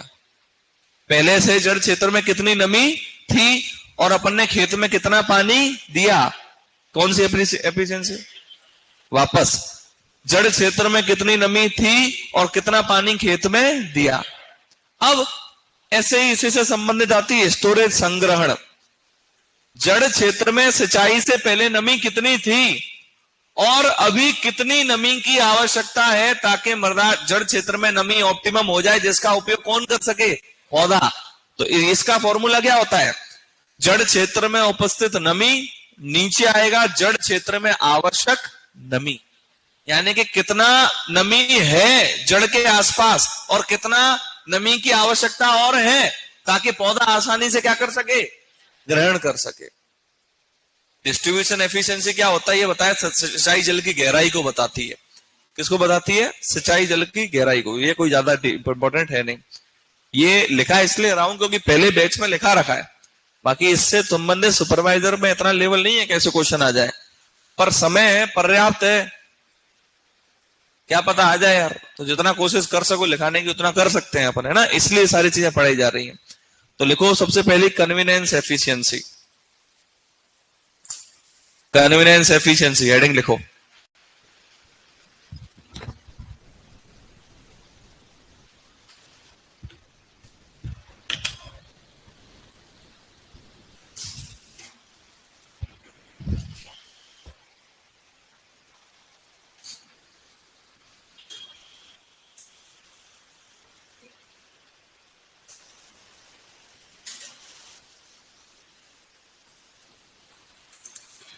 फॉर्मूला है, ज्यादा कुछ नहीं है, वो सिंपल सा है ना। कन्वीनियंस एफिशिएंसी का फॉर्मूला लिखो। खेत में प्राप्त जल की मात्रा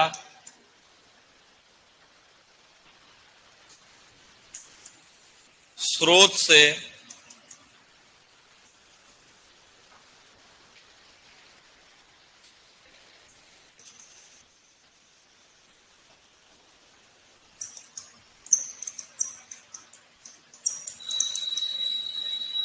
लिखो। इसको क्या है वापस समझ लेते हैं, एक एक को लिखते हुए इंडिविजुअली समझेंगे। देखो बेटा, कितना पानी तो हम स्रोत से लेकर आए। स्रोत यानी कौन सा स्रोत? कुछ भी हो सकता है, कुएं से लेकर आए, किसी चीज से लेकर आए, और कितना पानी खेत में पहुंच गया, बस लिखो इसको।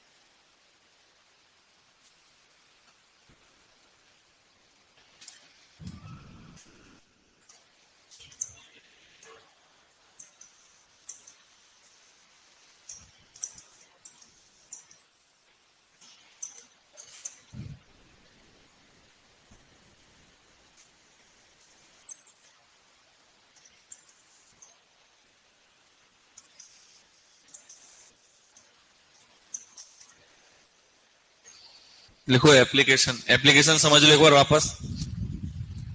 ऑलरेडी जड़ क्षेत्र यानी कि पौधे के जड़ क्षेत्र में नमी कितनी थी और कितना पानी अपन ने पहुंचा दिया। इसके बाद क्या होता है, इसके बाद क्यों लिखी मैंने स्टोरेज एफिशिएंसी, तीसरे नंबर पे क्यों डाली? क्योंकि इसके बाद क्या होता है कि नमी कितनी थी और कितना पानी अपन ने खेत में दे दिया।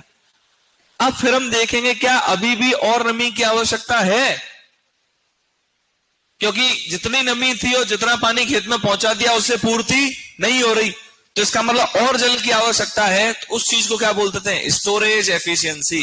क्या बोल देते हैं? लिखो इसको।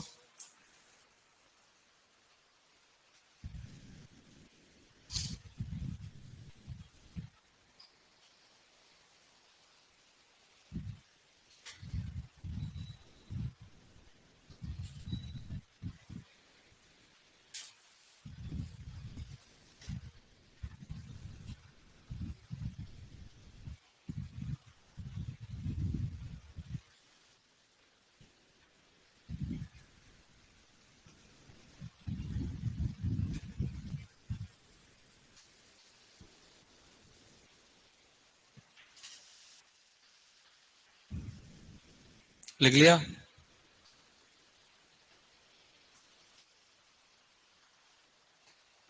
तीसरी लिखो।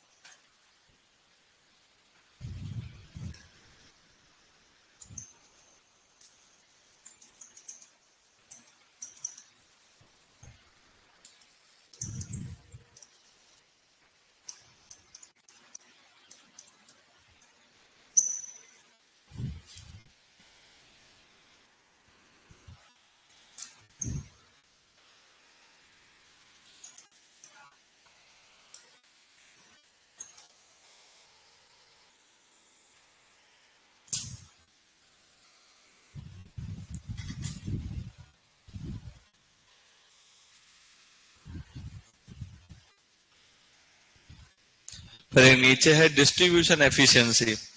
डिस्ट्रीब्यूशन एफिशिएंसी में वाई बार क्या होता है, तो वाई बार कांस्टेंट वैल्यू होती है, ये फिक्स रहती है पहले से ही, है ना। इसमें सबसे इंपॉर्टेंट होती है डी यानी कि डेप्थ, के सिंचाई जल की गहराई कितनी है। बस ये फॉर्मूले याद कर लो, ये बहुत है और कुछ नहीं है। पीएफ वैल्यू पढ़ा दी क्या मैंने आपको? PF value potential force.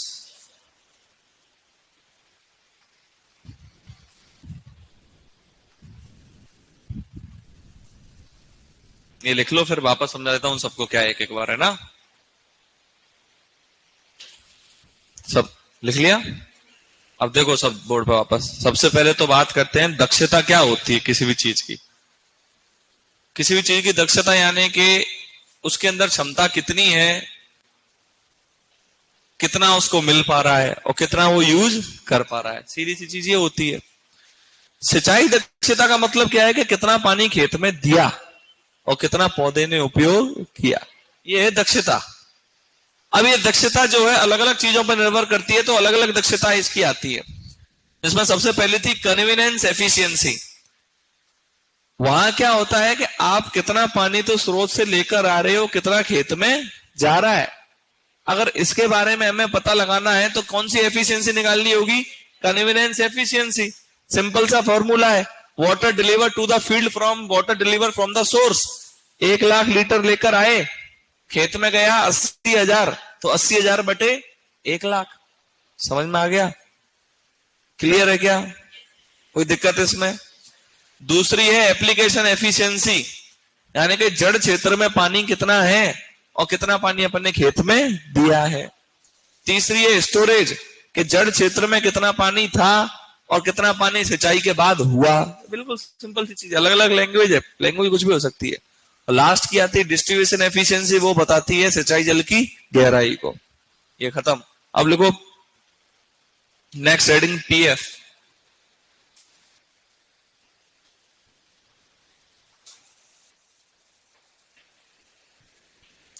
PF, PF potential force क्या चीज है? पीएफ बता देता हूं आपको, ये टेबल पूछी जाएगी, बहुत इंपॉर्टेंट है भाई, याद रखना क्या चीज है, इसको समझ में आ जाएगा आराम से, कुछ नहीं। जैसे कि आपने सुना है पीएच, वैसे ही होता है पीएफ। पीएफ बताता है कि मृदा में जल जिस दाब पर उपस्थित है, तो क्या पौधा उसको आसानी से ग्रहण कर पा रहा है या नहीं कर पा रहा है। पीएफ जितना ज्यादा होगा, आप समझिए उतना ही पौधे को क्या आएगी? कठिनाई आएगी जल को ग्रहण करने में। तो पीएफ की वैल्यू कम कहां दिख रही है? आप बोर्ड पे देखो, कहां दिख रही है? संतुलन पदा पे तो बिल्कुल ही जीरो हो गया, कोई कंसेप्ट ही नहीं है, कोई लॉजिक ही नहीं है। वहां तो मामला हट ही गया। क्यों? क्योंकि जल ही जल है वहां तो। इसके अलावा कम आपको कहां दिख रही है? तो क्षेत्र क्षमता पर दिख रही है। दिख रही है नहीं दिख रही है? दिख रही नहीं दिख रही है? तो इसका मतलब क्षेत्र क्षमता की पीएफ वैल्यू कम है, तो पौधा आसानी से ग्रहण कर पा रहा है क्या? वहां पे ग्रहण कर पाता है क्या? बताओ, कर पाता है कि नहीं कर पाता? क्यों? क्योंकि वहां पर जल की उपलब्धता कितनी होती है? 100%। 100% क्यों होती है? क्योंकि वहां छोटे रंध्रावकाशों में क्या होता है, बड़े रंध्रावकाशों में आपसे परिभाषा कोई नहीं पूछेगा, सिर्फ और सिर्फ वैल्यू पूछने के चांसेस है। ये वायुमंडलीय दाब की टेबल तो अलग से डाल दी है। कैसे डाल दी है? आपको बता रखा है गुरुत्वाकर्षण बल जल कितने पे होता है? -1/3 से ज्यादा पे। केसी की कितने पे होता है? आर्द्रता ग्राही कितने पे होता है? क्षेत्र क्षमता कितने पे होती है? पीडब्ल्यूपी कितने पे होता है? संतृप्त, सूखी मृदा, ये वाला तो ऑलरेडी बता रखा है ना आपको। अभी बता रहे हैं अपन ये वाला। पीएफ की वैल्यू 7 है, कहां पर? इसका मतलब पीएफ वैल्यू बहुत ज्यादा है, तो पौधे को तो बहुत ज्यादा जोर आएगा। नमी है ही नहीं, क्योंकि मिट्टी में नमी है ही नहीं। नमी नहीं है तो जोर ज्यादा आ रहा है, इसका मतलब पीएफ वैल्यू क्या है? ज्यादा है। एफ का मतलब क्या था? फोर्स, कितना बल लग रहा है जड़ का। पौधे का कितना बल लग रहा है मिट्टी से जल को सींचने में? जितना बल ज्यादा तब लगेगा जब मिट्टी में नमी क्या होगी? कम होगी। तो इसका मतलब मिट्टी में नमी जहां कम है वहां बल क्या लगेगा? ज्यादा लगेगा। तो यहां क्या लग रहा है? फिर यहां केसकी जल में सबसे कम, और यहां 0 क्यों है? क्योंकि यहां तो जल ही जल है मिट्टी में। संतृप्त कंडीशन है। बताई थी कल आपको संतृप्त दशा क्या होती है। जिस स्थिति में मृदा में छोटे व बड़े दोनों रंध्रावकाश किससे भर जाए? जल से भर जाए। इस टेबल को उतार लो ऐसा कैसा।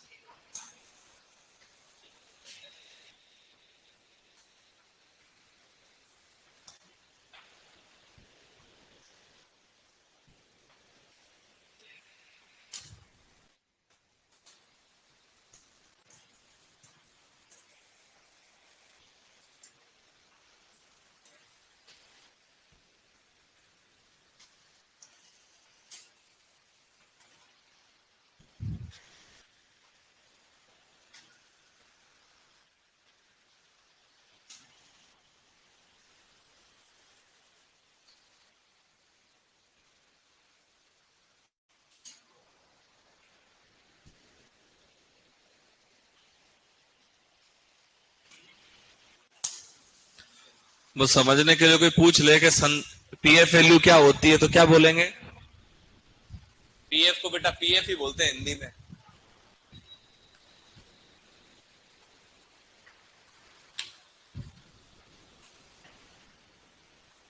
Potential force.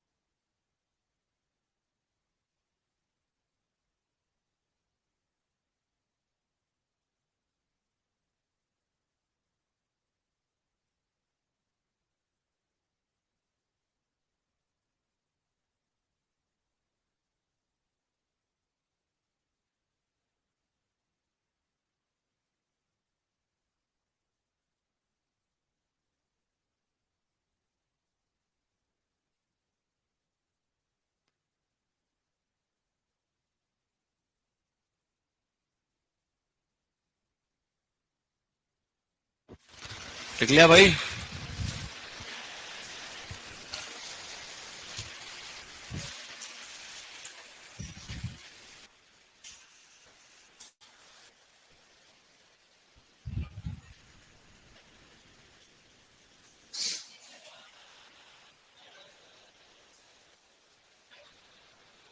हाँ, एक हेडिंग डालना, सिंचाई प्रोजेक्ट, इरिगेशन प्रोजेक्ट।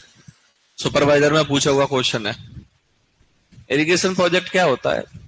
हम क्या करते हैं, आपके लैंड हेक्टेयर के बेसिस पे, यानी कि भूमि के क्षेत्रफल के आधार पर अलग अलग इरिगेशन प्रोजेक्ट लॉन्च होते हैं, जिसमें से अगर लघु सिंचाई है तो इसका मतलब कितने क्षेत्रफल के लिए है?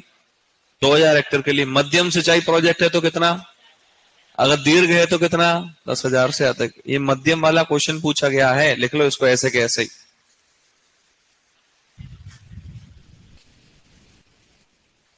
सिंचाई प्रोजेक्ट डाल के ऐसे कैसे उतार दो। कैसे पूछते हैं? मध्यम सिंचाई प्रोजेक्ट के लिए, या मध्यम सिंचाई प्रोजेक्ट कितनी भूमि के लिए आवंटित होता है? कितनी के लिए? 2000 से 10,000, ऐसे क्वेश्चन आते हैं।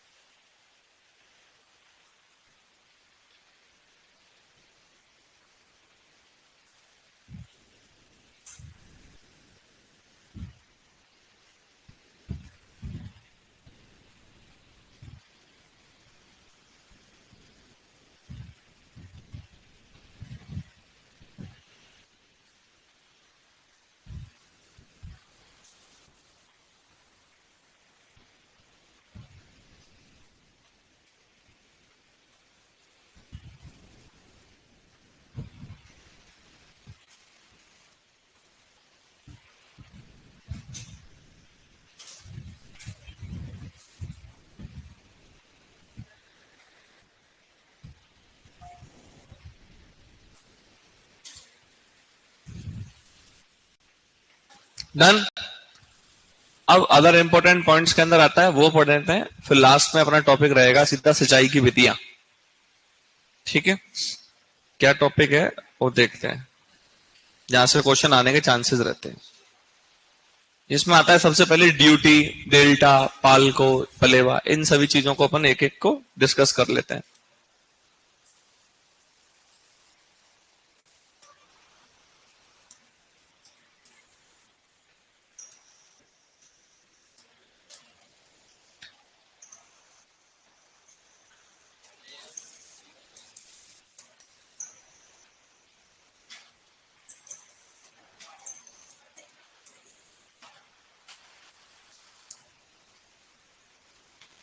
इन चीजों को समझेंगे एक एक को, है ना। सबसे पहले पॉइंट आता है ड्यूटी। बोर्ड पर समझना, नहीं तो गायब हो जाएगा दिमाग से। किसी भी क्षेत्र की ड्यूटी इस चीज को बताती है क्या किसी एक निश्चित जल प्रवाह से कितना क्षेत्रफल सिंचाई किया जा सकता है। निश्चित जल प्रवाह, जैसे मान लो 1 कुशेक, ज्यादातर ड्यूटी हमेशा कैसे निर्धारित होती है? 1 कुशेक से। क्या 1 कुशेक से हमने 1 हेक्टेयर भूमि को सिंचित किया, तो 1 कुशेक प्रवाह से, यानी प्रवाह निश्चित है। प्रवाह कितना है? 28.32 लीटर पर सेकंड है। 1 सेकंड में कितना पानी जा रहा है? 28.32 लीटर। तो इस प्रवाह से कितना क्षेत्रफल सिंचित हुआ, क्या कहलाएगा? वापस समझाता हूं क्या है। एक निश्चित प्रवाह से कितना क्षेत्रफल सिंचित होता है, क्या कहलाता है? एग्जाम्पल के रूप में, जैसे कि 1 कुशेक प्रवाह हो गया, बताया था 1 कुशेक में कितना लीटर होता है। 1 कुशेक से कितना क्षेत्रफल सिंचित होगा, क्या कहलाएगा? समझ में आ गया क्या चीज है? ड्यूटी क्यों बताते हैं? ताकि हमें पता रहे कि वाटर का फ्लो कितना हो रहा है और कितना क्षेत्रफल जो है उस वाटर के फ्लो से सिंचित हो पा रहा है। अगर लेट हो रहा है तो उसका मतलब फ्लो को क्या करेंगे, बढ़ाएंगे। कुल मिला के ये क्या चीज है, तीसरे लैंग्वेज में अगर समझाना चाहूं तो ये वो अनुपात है कि कितना क्षेत्रफल है और कितना पानी प्रवाह से आया है। बस सिंपल सी चीज होगी ड्यूटी। और दूसरा आता है डेल्टा, यानी कि जब आपने खेत में सिंचाई की तो जल कितनी गहराई तक गया, तो जल की गहराई को क्या कहते हैं, खत्म। कितना पानी जमीन में नीचे तक गया क्या कहलाएगा, डेल्टा।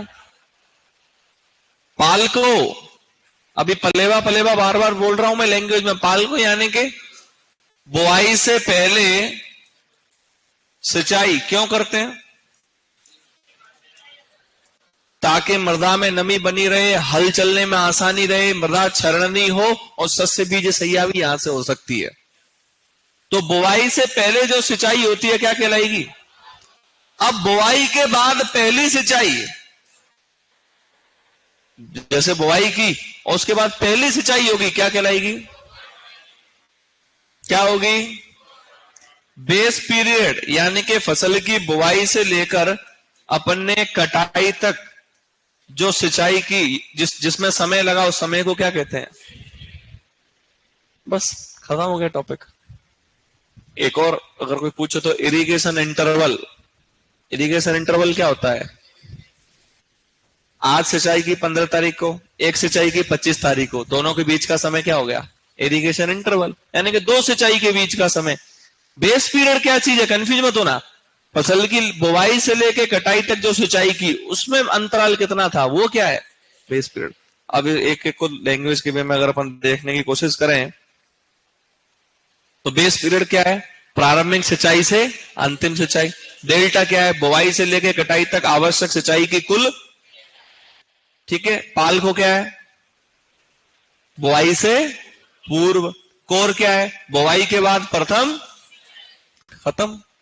ये आपके चार। अगर पूछ लिया जाए आपसे कि ड्यूटी और डेल्टा में क्या रिलेशन होता है, तो उस रिलेशन को निकालने के लिए एक कांस्टेंट वैल्यू होती है अपनी 8.64। कितनी होती है, तो जैसे फॉर्मूला क्या होता है कि ड्यूटी बराबर 8.64 गुणा करेंगे बेस पीरियड से। किससे करेंगे, बेस पीरियड की वैल्यू दे रखी होगी आपकी और नीचे रखेंगे डेल्टा। क्या रखेंगे, इससे क्या निकल के आ जाएगी, समझ में आ गया। बेस पीरियड क्या होता है, दिन, कितने दिन लग रहे हैं। दिन मिलेंगे आपको ऑप्शन में, इतना डीप नहीं आता, हमारे आता है पीएचडी एमएससी में, 20 दिन लग रहे हैं कि 2 दिन लग रहे हैं। उसका गुणा 20 दिन का किससे करना है, 8.64 से। और सिंचाई की कुल गहराई की वैल्यू दे रखी होगी, वो क्या होता है, डेल्टा। किस क्या निकल के आ जाएगा उससे, ड्यूटी। अब ड्यूटी की देखो अलग चौथी परिभाषा, किसी सिंचाई के स्रोत से जैसे नहर से एक निश्चित समय तक बहने से तैयार फसल क्या कहलाती है, ड्यूटी। कितने सारे परिभाषा मिल गई ड्यूटी की, यानी कि एक स्रोत से जल लेकर आते हैं। जैसे एग्जांपल नहर एक निश्चित समय में, मैंने बताया ना फ्लो से कितने समय में सिंचाई हो रही है, निश्चित समय में। उस जैसे फ्लो चालू हुआ वहां से बहने से फसल का क्षेत्रफल क्या कहलाता है। इसमें ड्यूटी में आप ये समझिए, ये नहीं होगा कि एक बार में वाटर का फ्लो हो गया और खेत में पानी चला गया, बंद ड्यूटी। ड्यूटी होता है ओवरऑल पानी, फसल की कटाई तक। फसल की कटाई तक, जब तक फसल तैयार हो जाती है तब उसमें आखिरी सिंचाई लगती है उसी पानी के फ्लो से, तो ओवरऑल क्या कहलाता है, ड्यूटी। और डेफिनेशन को पढ़ो एक बार, दिमाग लगा के आसानी से, शांति से, कि सिंचाई के स्रोत जैसे नहर द्वारा एक निश्चित समय तक बहने से तैयार, बहने यानी कि फ्लो निश्चित है, फ्लो अलग नहीं है। जैसे कि एक कुशेक तैयार फसल का क्षेत्रफल क्या कहलाता है, ड्यूटी। हेडिंग डालो ड्यूटी।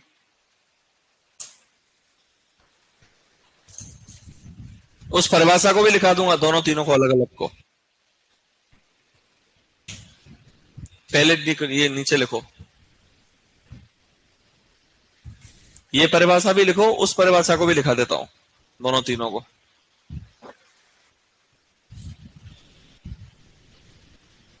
डेल्टा होता है बेटा कि अपन ने खेत में पानी दिया बुवाई से लेके कटाई तक, तो कितना कुल गहराई थी पानी की, उसको कहते हैं डेल्टा।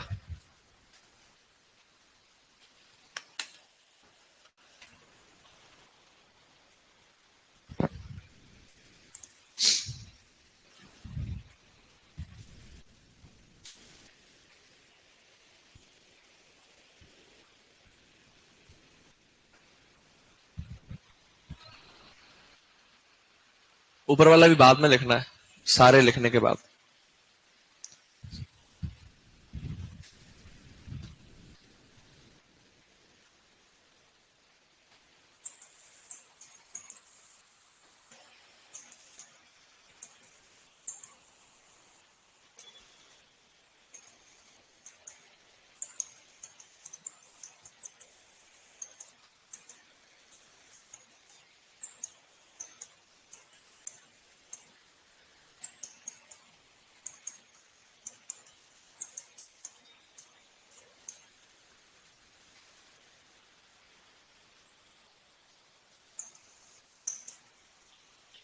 दूसरी परिभाषा क्या है? एक निश्चित प्रवाह से कुल कितना क्षेत्रफल सिंचित किया। तो फसल की तैयारी वाला पॉइंट है, इसमें तो डाल ही नहीं रहा, तो कैसे समझ में आएगा? सिंचाई क्यों करेंगे? खाली खेत में थोड़ी करेंगे। जब क्या होगी खेत में? फसल होगी। सिंपल सा पॉइंट है।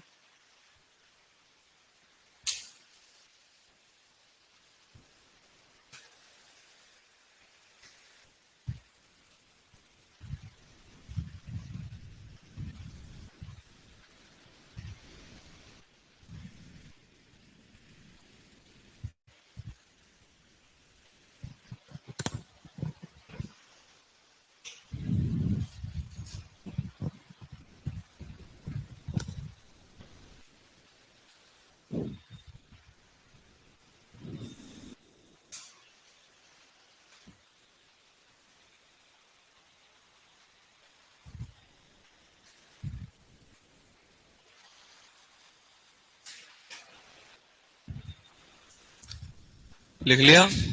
आगे चले अब। ये लिखो डेल्टा, ये सारे लिख लो। ये बेस पीरियड डेल्टा, ये बेस पीरियड है ना।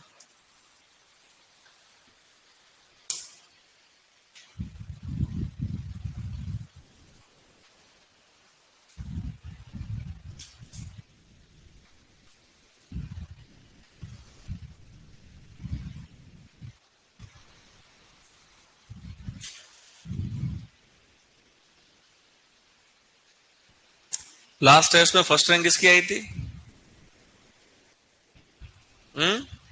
देखी नहीं क्या रैंक?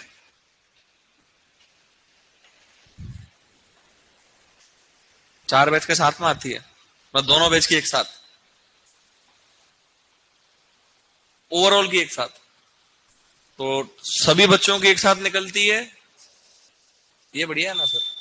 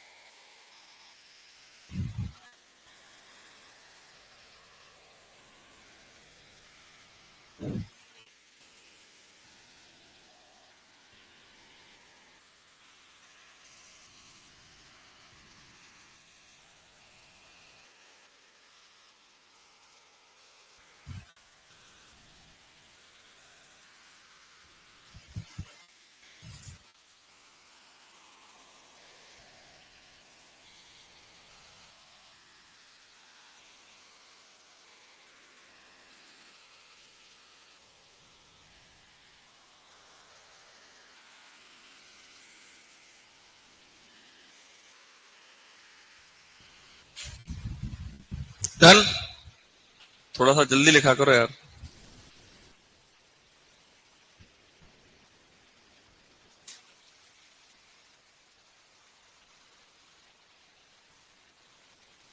वापस रिपीट कर देते हैं। ड्यूटी क्या है? एक निश्चित प्रवाह में कुल कितना क्षेत्रफल सिंचित हो रहा है। दूसरा डेल्टा, जो सिंचाई की प्रारंभिक सिंचाई से अंतिम सिंचाई तक जो जल की कुल गहराई है उसको क्या कहेंगे? डेल्टा। प्रारंभिक सिंचाई और अंतिम सिंचाई के बीच का समय है बेस पीरियड। पाल को बुवाई से पहले सिंचाई, कोर वाटरिंग बुवाई के बाद पहली सिंचाई। बहुत सिंपल टॉपिक है, लिखो इसको, कोर वाटरिंग को। बातें कम करने पे ध्यान दो, पढ़ लो ज्यादा, लिख लो, यहीं रह जाओगे। अभी तक तो 3 ही बन रहे हैं बेस्ट सुपरवाइजर, 3 लिख दूं कहीं?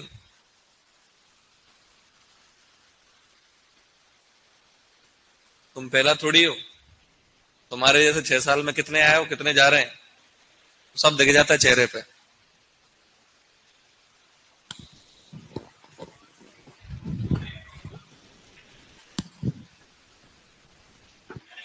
तो ऐसे हालातों से भाई लग नहीं रहा कि तुम कुछ करो।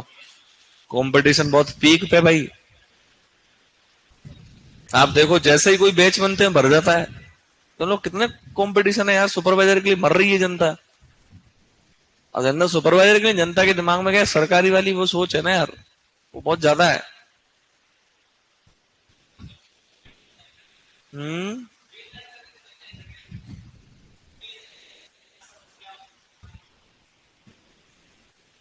अब जैसा कि ये 750 किलोमीटर से आए थे दूर से, कुछ नहीं कर रहा है, फ्री बस मुंह फाड़ता है,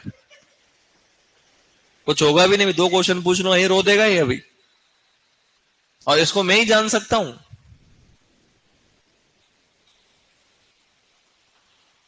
ये नीचे पॉइंट मत लिखना है ना बेटा, खाली ऊपर ऊपर कोर वाटरिंग।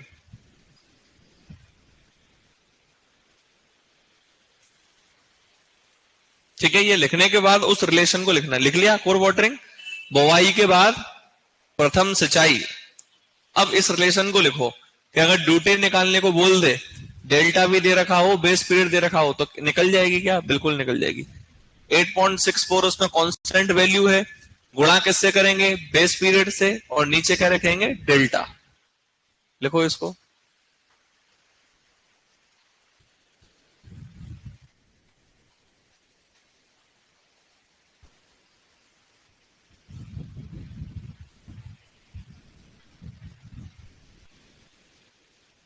और समय है पर्याप्त, आपके पास तैयारी करोगे तो 100% हो जाएगा। कोई पहाड़ नहीं है सुपरवाइजर। घूम फिर के वही सिंपल चीजें, वही जेट वाला लेवल, आराम से हो जाएगा। मैं तो हमेशा ऐसा लगता है कि जेट से भी बहुत इजी आता है। जेट में तो आजकल क्या है कि एनिमल और उसके क्वेश्चन थोड़े से टफ डाल दिए जाते हैं। अब तो जेट से भी बहुत सिंपल आता है। बस विशेष रूप से ये है कि मैं आपको गारंटी दे रहा हूं, एगोनॉमी, सॉइल, हॉटी, एनिमल, आप 150% कर दोगे अगर जरा से भी आपने नोट्स पढ़ लिए तो। और ये एग्रो के नोट्स पढ़ लिए तो 100% यहां से हो जाएगा। अगर तुम पे नहीं आएगा तो मैं चैलेंज दे रहा हूं, किसी पे नहीं आएगा राजस्थान में, है ना, इतना मैटर पढ़ा दिया है। ध्यान बस हिंदी पे कर लो, ठीक है? सिलेक्शन रोक देगी नहीं तो, पहले ही बोल रहा हूं मैं। हिंदी और जीके सिलेक्शन ही रोकती हैं। चलो कल डिस्कस करते हैं बचा बचा।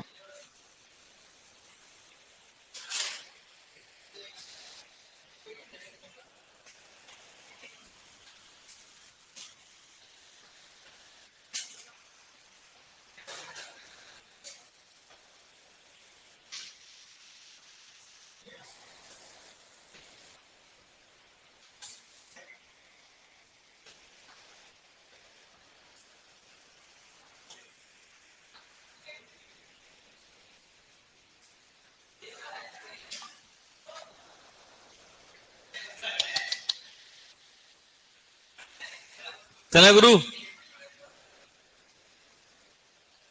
ये बंद कर दें दादा यार।